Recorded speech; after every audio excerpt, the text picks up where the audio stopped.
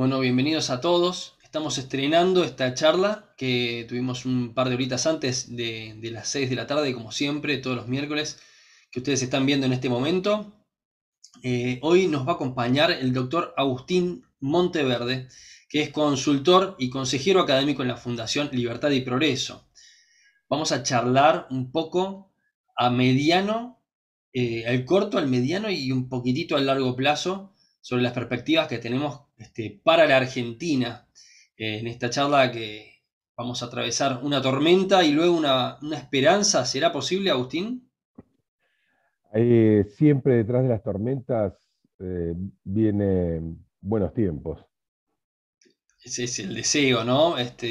Pasa que en el medio de la tormenta, no sabemos si estamos en realidad en una tormenta que se desarrolla en cámara lenta, ¿no? A veces algunos economistas lo comparan esto con un estallido en cámara lenta, ¿no?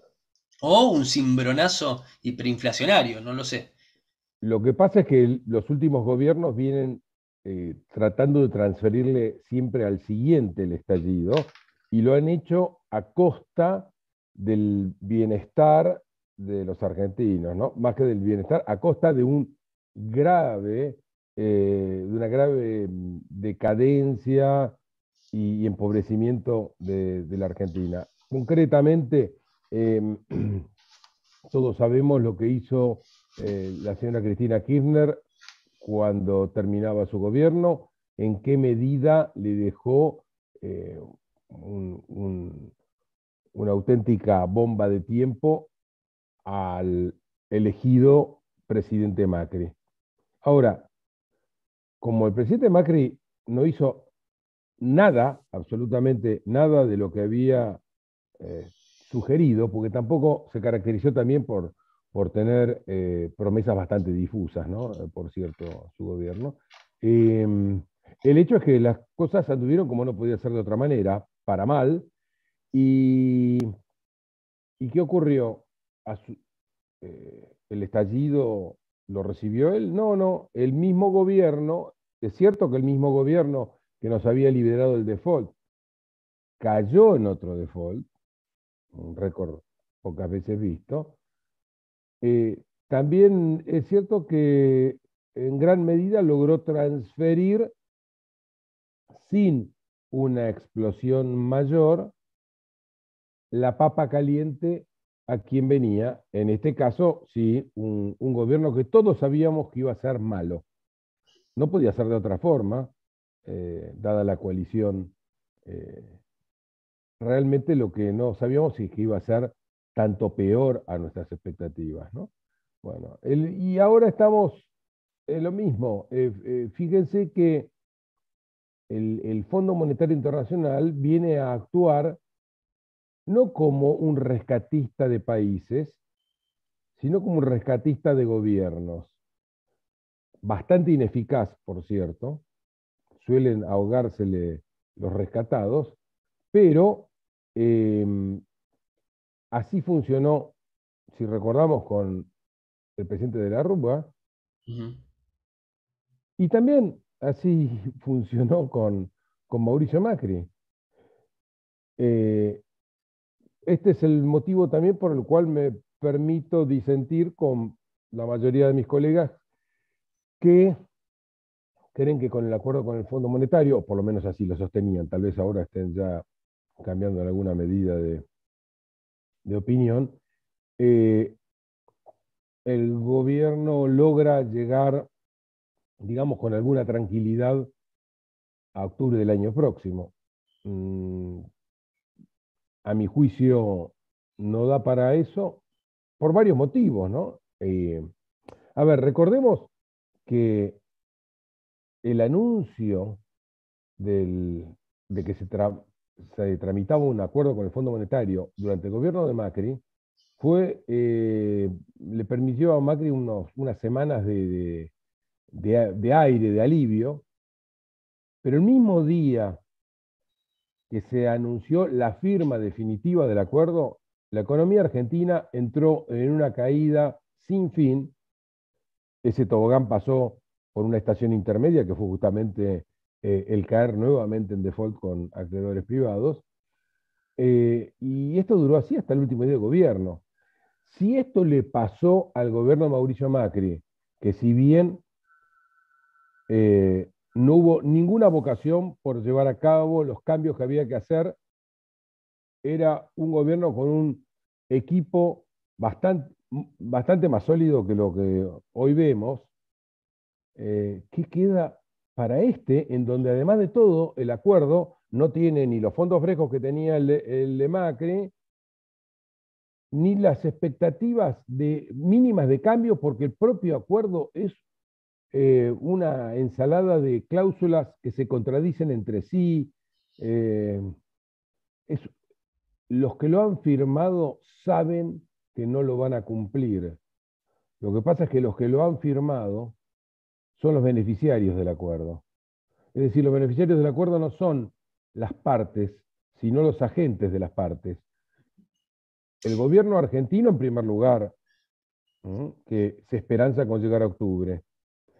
La corporación política en general, Ujú, veamos el apoyo que le brindó el partido de oposición principal, ujú. aunque no es la oposición principal, digo que es el partido principal de oposición, eh, que de oposición tiene nada, poco y nada, porque la verdad es que creo que son un simple juego de roles, eh, pero que salvo el caso, honroso caso de Ricardo López Murphy, apoyó un acuerdo que es una vergüenza, una vergüenza. Agustín, Y el otro beneficiario, perdón, es el staff del Fondo Monetario, ok. ¿eh? Una burocracia de gente paga con los mejores salarios del mundo, sostenida por todos nosotros, y cuyo objetivo no es salvar a economías en problemas, ni nada por el estilo, sino seguir justificando sus magníficos ingresos. Agustín, quería consultarle algo porque usted dejó al pasar una fecha importante que tiene que ver con octubre del año que viene y que su perspectiva entonces es que difiere o en principio no estaría llegando a completar este mandato. A ver, lo que yo veo es un evento disruptivo de magnitud en el tiempo y yo diría en un plazo no demasiado Mm, largo, precisamente. mm, Eh, Ahora, dada la debilidad institucional, no, política interna de la coalición que gobierna, ¿no? Totalmente fracturada, rajada del medio, es mucho más oposición hoy por hoy a, a este gobierno, la, la fracción presuntamente también oficialista del cristinismo, que la oposición que puede brindar Juntos por el Cambio, que han sido asociados en una cantidad enorme de iniciativas que han compartido eh, eh, ambas, ambos frentes, digamos. Así que el problema, en todo caso, institucional, vendría a cuento por la magnitud de la crisis económica, por un lado, y la inestabilidad política que le genera esa fractura dentro del frente gobernante. Eh, Realmente perfecto. con un presidente absolutamente deshilachado, desacreditado, Mm. que hace un triste papel todos los días, y una vicepresidente que juega al límite, ¿no? Que juega a empujar siempre, llega al precipicio y sigue empujando. Mm. Agustín, bueno, acá desde mi humilde perspectiva veo dos procesos, ¿no? El primero es una corporación, ¿sí? Que intenta mantenerse un día más en el poder y hace absolutamente todo lo necesario a costa de, no suya, ¿no? Para poder perpetrarse en el poder durante un día más. Y por otra parte, una sociedad que está como, a veces lo pienso como una rana adentro de la olla, ¿no? ¿Cómo se cocina la rana? Bueno, de a poquito. Si uno la tira en agua caliente, salta. Usted me está dando pie para pensar que ese salto va a suceder. Ahora me gustaría preguntarle a usted, si el salto va a ser por un malestar tremendamente, un salto un detrimento tremendo en la calidad de vida, como pudimos ver en la historia, o bien va a ser por una cuestión de una fractura interna, de una crisis institucional profunda, o las dos cosas, ¿no? Digamos, que quiero A ver, volver sobre este tema, porque hay muchos rumores de hiperinflación de Rodrigazo, es una palabra que viene escuchándose hace tiempo, ¿no? vamos por partes. En cuanto al tema de la rana, somos una rana muy particular, ¿no? Nosotros, es decir, es proverbial la mansedumbre, es proverbial la atonía de esta sociedad que se ha bancado cualquier cosa. Mm, Em, Ahora, eso no quita que llegados a ciertos puntos, la cosa se puede complicar ujú, y no poco. ¿Y a qué me estoy refiriendo? Concretamente veo una situación social en creciente deterioro. Por ahora se ha mantenido porque el principal aliado del albertismo es, han sido los movimientos sociales, las mafias piqueteras. Eh, Ahora, esto con los actuales niveles de inflación y sobre todo, eh, fíjense lo que está pasando con los alimentos, ujú, eh, eh, digamos, la situación social se pone muy difícil.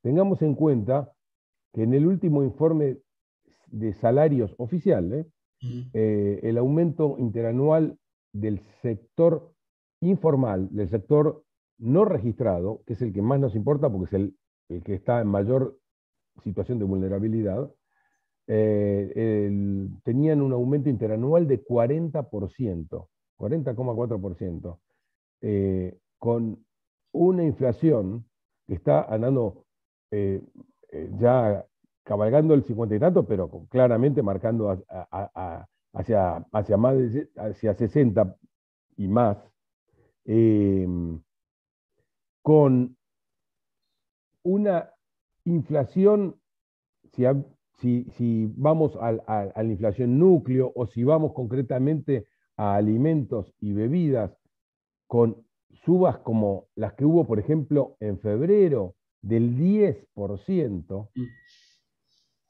bueno, imagínense el deterioro que está sufriendo esa porción de población, que es justo la más relegada. Entonces, ahí veo un elemento, eh, creo que el tema inflación, ujú. y que por supuesto con una contraparte habitual, ¿no es cierto? El tema del tipo de cambio. Eso, el tipo de cambio siempre puede complicar mucho desde el punto de vista de la estabilidad del sistema bancario. ¿Mm? Ujú. Una consulta. Ahí veo un problema serio. Ahora, el tema de hiperinflación es otra cuestión que si quieren después ahora mismo lo conversamos. Ahora mismo, por favor, porque es la pregunta, es lo que tememos los que A estamos ver, de a pie, ¿no? a ver, yo creo que la Argentina va hacia un fogonazo inflacionario de magnitud. Y es muy probable que ese fogonazo inflacionario la inicie en un tobogán hacia la hiperinflación. Pero la hiperinflación eh, no la veo para pasado mañana. Mm, El fogonazo inflacionario puede venir en cualquier momento, pero ¿y qué diferencia hay entre uno y la otra? Generalmente la gente eh, ve la hiperinflación como una cuestión solamente de alta inflación. A alta inflación estamos y vamos hacia mucho más y probablemente hacia una estampida de la inflación, porque acá hay una tensión de precios relativos que en algún momento, de alguna manera, se va a tener que reacomodar. Hay una falta de productividad general de la economía por mil motivos, desde las presiones sindicales que han hecho imposible ser productivo, a una carga tributaria que no es que está destruyendo la actividad económica, sino que está incluso destruyendo las familias. O mm, sea que hay, hay de todo digamos, ahora, eh, la inflación, esa estampida inflacionaria no alcanza a ser hiperinflación, porque todavía faltan dos fenómenos que tienen que acompañar, que ya están presentes, pero parcialmente hoy en la economía argentina. Uno es la deuda cuasi fiscal. La deuda cuasi fiscal, hoy para que tengan una idea, representa, supera al total de los depósitos a plazo que hay en el sistema bancario. Este es un tema para seguirlo y con muchísimo cuidado. La deuda cuasi fiscal tuvo un papel eh, estelar en la hiperinflación de Alfonsín, ¿sí? Todavía, debo decir, hoy es muy importante, pero no llegó a los extremos francamente desquiciados que ocurrieron con el gobierno de Alfonsín, que había nacionalizado, había estatizado, de hecho, los depósitos bancarios. O sea, un componente es ese. Está presente, todavía le falta un poco, pero ya es muy importante. El otro también está presente, pero parcialmente, que es el de la indexación de la economía. Algunos cuando comento esto me dicen, bueno, no, pero la economía hoy también está indexada. La gente ajusta, por ejemplo, el valor de los alquileres cada 3 meses, etcétera, etcétera. A ver, está parcialmente indexada. En primer lugar, el elemento más importante que nos dejó el señor Labaña. El señor Labaña se montó sobre la convertibilidad para, a pesar del sacudón inflacionario que significó la ruptura de la convertibilidad, no admitir la indexación de los balances, ni la indexación en general de la economía. La indexación, en principio, en la economía argentina, teóricamente,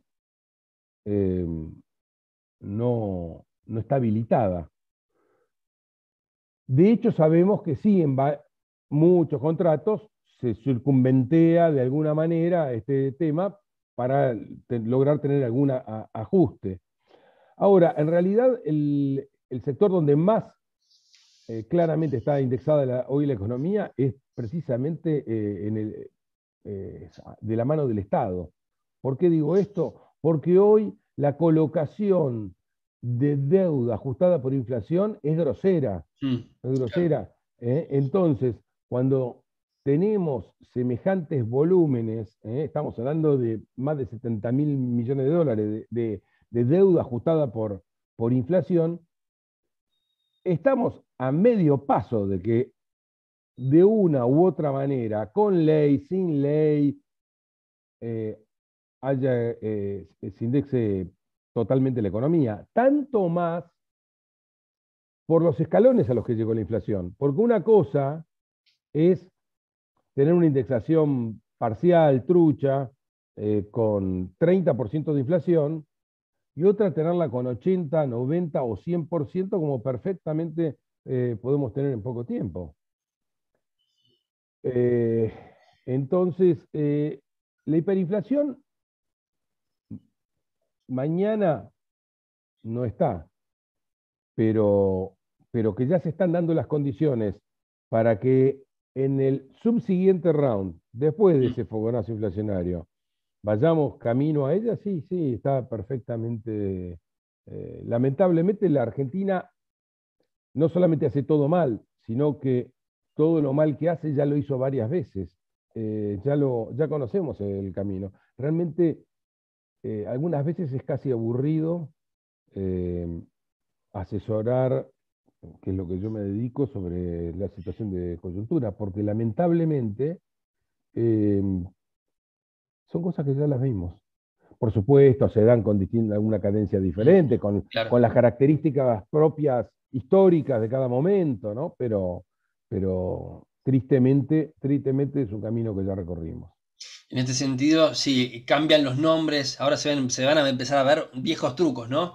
Vemos que por ahí este es el año de ajuste y el año que viene quieren que sea un poco más festivo, que generar cierta sensación de bienestar. Y en este sentido, se está hablando también de cambios en el gabinete, que solamente en principio no sé si acrecentarían todas estas incertidumbres y contrariamente a generar expectativas buenas o de bienestar, podrían acelerar esta situación. A ver, em, Pensando en algunos dos ministerios. partes, dos partes de la cuestión. En cuanto al tema de un 2023 festivo, bueno, está bueno para pasarle como temática a Nick para sus propios próximos chistes, ¿no? Creo que no, uno no sabe si es un chiste por lo dramático que puede llegar a ser. Ahora bien, eh, el, el otro punto, eh, digamos, la- la- el, el futuro de este gobierno eh, es muy oscuro y cuando tenemos presente hechos como este que mencionabas la amenaza de un cambio Mm, de gabinete en donde a lo que apuntaría esa versión es a limpiarlo de alguna manera de algunos elementos ultracristinistas, los días pasan y volvemos a ver al mismo eh, presidente mequetrefe que hemos visto hasta ahora, incapaz de, de tomar decisiones per se, de atreverse a gobernar. Así que realmente creo que eh, eso del cambio de ministros, y tal vez termine ocurriendo, porque eh, la señora lleva las cosas a un punto tal que eh, es aún las posible. cuerdas más gruesas se terminan por cortar, pero, pero la, la incapacidad, la falta de carácter de, de este presidente, a ver, realmente vamos a recordarlo a Fernando de la Rúa como un hombre vehemente y de gran determinación, ¿no? Agustín, bueno, ya llevamos un poquito más de la mitad de la charla. Eh, ya la tormenta la tenemos, ya sabemos por dónde viene, ya sabemos un poco, nos hacemos la idea de la magnitud que puede llegar a tener, lamentablemente, y del impacto que puede llegar a tener. Ahora, ¿qué nos espera después? Digamos, porque acá puede salir el sol, acá en la Argentina. Eh, Así como están las cosas. Quizás es futurología, pero acá hay una realidad y es que hay muchos empresarios que tienen ganas de seguir apostando, no tienen sus familias que están acá y quieren que este país se desarrolle. ¿Usted ve algún horizonte a mediano plazo? O quizás a partir del Es que, a 2023. ver, eh, para que salga el sol es justamente necesario que pase la tormenta, pero que ocurra la tormenta. Mm, Es mm. indispensable. Si hay algo que ha impedido que, que esto cambie, aunque sea que cambie, ya no por la vocación de los gobernantes, por vocación de la corporación política, que no le interesa en absoluto probablemente el país, pero que sí que cambie porque no les quede otra que cambiar, es el hecho ese que mencionábamos al comienzo, el de que nunca hemos, eh, de que cada gobernante se especializó en evitar que la bomba le estallara y dejársela al subsiguiente. Realmente, detrás, en primer lugar, las grandes crisis lo que hacen es reacomodar las variables de una manera muy traumática, Mm. pero justamente reacomodar las variables de forma tal de poder volver a empezar. Lo que va a faltar ahí, por supuesto, como siempre, va a ser la vocación de cambio. Pero me parece que la Argentina ya viene en un estado tan desgastado y donde la cantinela de las políticas inclusivas, distributivas, de desarrollo con inclusión, industrialistas, proteccionistas, etcétera, etcétera, están ya pero tan gastadas que es, es difícil ya que puedan seguir siendo toleradas así nomás, sobre todo después de un crack como el que uno puede ver, como el que yo en principio eh, preveo en un plazo no precisamente largo. Entonces, esto es eh, uno de los componentes. El otro es qué vocación tenemos como sociedad y qué vocación tienen los dirigentes que elegimos como sociedad para llevar a cabo ese cambio. Bueno, debo decir que hay un cambio en la Argentina. Eh, Años atrás, encontrar en forma masiva gente defendiendo la libertad, defendiendo aunque sea hablemos de la libertad en el sentido más amplio, las libertades individuales. Y ni qué hablar, gente defendiendo el libre juego de la oferta y la demanda en los mercados. Bueno, realmente no era algo habitual. Hoy vemos eso, gracias a probablemente el trabajo que hicieron muchos, entre tal vez los que se cuenta seguro la fundación y los que integramos la fundación, pero realmente en lo político, en lo partidario y demás, el trabajo que han venido haciendo José Luis y en particular y muy especialmente Javier Milei, eh, mm, abriendo los ojos del-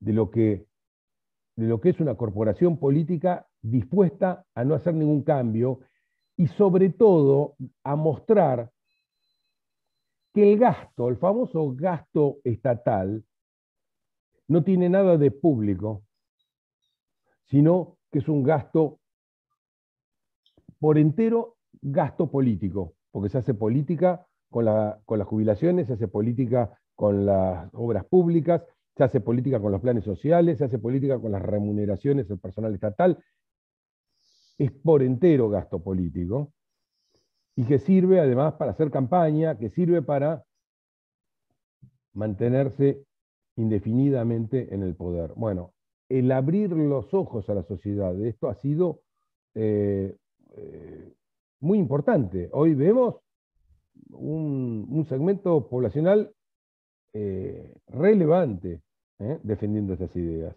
y que eh, lo ponen en una encerrona para seguir haciendo lo que les encanta hacer, no hacer nada, al supuesto partido de oposición. Le ha complicado la vida a Juntos por el Cambio, que van a tener que encontrar algunas otras cosas para decir, porque la, la prédica de Horacio Rodríguez Larreta ya no va más. ¿eh? Eso de hacer ni, no va más. Sí, ¿no? Se ve mucho entusiasmo en las generaciones más chicas, en los chicos, el segmento entre los 15 y 18 años, 20 años, se ve mucho crecimiento del liberalismo, que evidentemente son los chicos los que tienen más esperanza y ganas de progresar, y de progresar individualmente, más allá de quizás en otro momento de conseguir un trabajo en el Estado.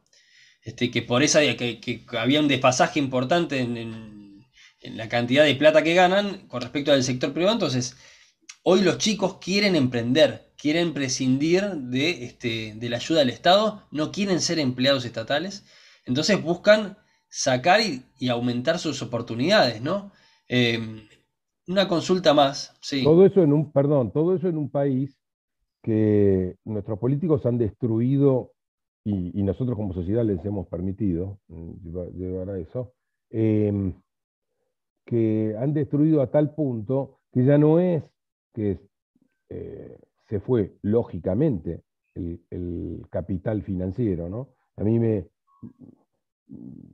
hace gracia cuando me hablan de fuga de capitales, como si fuera realmente la fuga como tal, sí, es cierto, se fugan de un ladrón, pero se ve la fuga como si fuera el malo es el que se fuga. No, muchachos, el, el que se fuga simplemente trata de poner, de proteger, de proteger el producto de su trabajo, de su esfuerzo, eh, de una gavilla de ladrones que se han señoreado en este país y que nos gobiernan desde hace décadas, y que esto ha llevado ya no solamente a que entonces se fugue el capital financiero, sino que se vaya el mejor capital humano, el de la Mm, gente joven e incluso el de la gente joven más preparada. Eh, y es muy importante lo que vos señalás, de que gente que ya rechace, repudie la idea del Estado. Porque también recordemos que los que vinieron a cambiar la Argentina en 2015 al 2019, eh, al fin agrandaron el Estado y estaban encantados con sus nuevas posiciones de gente joven, sí, jóvenes, brillantes, etcétera, etcétera, que estaban encantados de tener una tarjeta en que para describir el cargo tenía 4 renglones. Bueno, como esto ha seguido empeorando, ahora las tarjetas tienen 8, 10, 12 renglones de descripción de cargo, porque ya, bueno, es maravilloso que haya gente que se rebele contra eso y que esa gente sea gente joven. ¿Eh? Porque lamentablemente la historia de las generaciones previas es de que han estado encantados de tener un currito con el Estado. ¿Por qué es eso? Un currito con el Estado. Eh, Cada vez que nos sentamos a una mesa y que con 4, 5, 6 personas, la mitad de ellos de alguna forma tienen algún emolumento que reciben del Estado. ujú. Bueno, eh, eso además se va a acabar por la sencilla razón de que el mochilero que carga con eso, los que producimos, los que nos ganamos la plata en los mercados, es decir, no porque obligatoriamente me tienen que dar plata, porque tengo un plan social, porque me consigo un puestito en el Estado que no me controla, que no se fija si voy a trabajar, si no voy a trabajar, mejor que no vaya a trabajar, porque cada vez que voy a trabajar, lo que hago es generar más regulaciones que hacen imposible la vida en el país. No, no, los que producen en un mercado libre, donde para lograr vender tiene que haber alguien que le interese comprar. Bueno, esa gente que son plomeros, carpinteros, mecánicos, comerciantes, profesionales y, por supuesto, también empresarios, eh, esa gente ya no da más. Esa gente ya no da más y por lo tanto este sistema de seguir agregando a la mochila ya no da más porque el mochilero es más chico que la mochila. Agustín, bueno, sin quererlo llegamos a la luz, al día, a la oportunidad luego de la tormenta, que son estos mismos chicos, son estos que van a votar el año que viene. Hay un montón de gente que se va a integrar y se van a integrar con estas ganas, con esta vocación nueva. Y yo veo ahí una buena oportunidad de dar un cimbronazo, de marcar una voluntad nueva, un deseo nuevo, ¿no? Entonces ahí, ahora le quiero hacer una última pregunta y lo quiero sacar de su rol de consultor. Un segundito nada más para hablarle un poco a los chicos, a estos chicos que están a punto, que el año que viene van a votar. La idea nuestra es integrar gente al liberalismo, no hablar entre nosotros en una cuestión endogámica, autorreferencial, sino atraer a estos nuevos chicos, hablarle a la persona que está pensando, escuchando estas nuevas ideas y viendo si es posible, no es posible. Mucha gente nos dice, es hermoso lo que plantean, pero esto no se puede hacer. A usted, como padre, como amigo, como compañero, ¿qué tiene para decirle a esas personas? A ver, si la Argentina lleva a cabo una reforma tributaria, y yo fíjense que empiezo hablando de la reforma tributaria y no del tema del gasto, porque como en todas las familias, lo primero que hay que hacer es apuntar a ver cuáles son los ingresos que tenemos, ¿sí? No, no los gastos. No, no son los gastos los que mandan los ingresos que uno tiene que tener. Son los ingresos los que mandan los gastos que podemos tener. Lo más importante acá, si la Argentina replantea desde cero, algo que sí me interesaría eh, hacer alguna vez, se lo ofrecí en su momento, de hecho lo había conversado con gente del gobierno anterior y bueno, evidentemente la falta de vocación de cambio real llevó a que, por supuesto, no pasara nada en absoluto, y al contrario, siguieron aumentando la carga tributaria. Si la Argentina lleva a cabo una reforma tributaria drástica,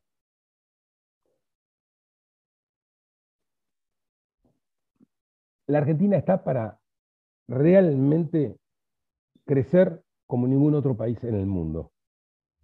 La Argentina está para realmente llevar a cabo algo de leyenda, de crecimiento. Por supuesto, es eso y seguramente acompañarlo con desregulaciones, devolverle la libertad y el poder al ciudadano.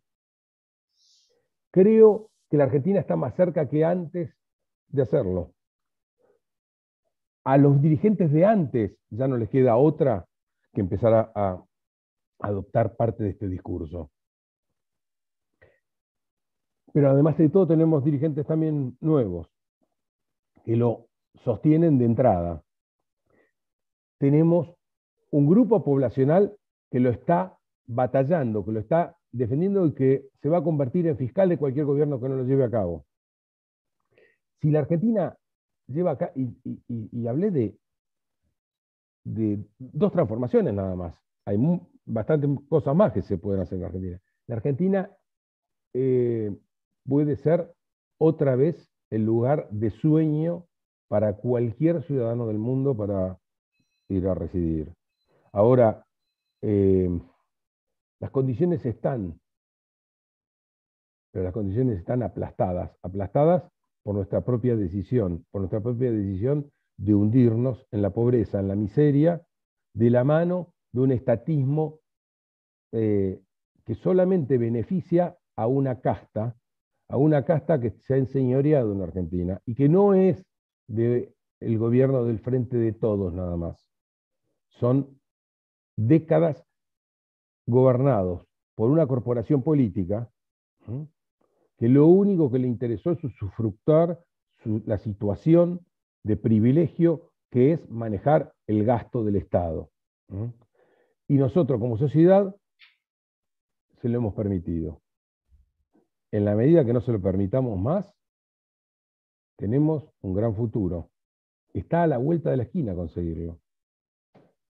Pero se requerirá gran determinación, en primer lugar gran determinación, y por supuesto después las capacidades para llevarlo a cabo, ¿no? Agustín, muchísimas gracias por su tiempo, por sus palabras. Nos quedamos con esto, con esta nueva oportunidad de ser los dueños del crecimiento en la Argentina, ¿no? De ser los protagonistas de este crecimiento. Muchísimas gracias a todos los que nos están viendo. Nos estamos viendo la próxima oportunidad. Muchas gracias, Agustín. Un gusto, Jonathan. Hasta luego. Hasta luego.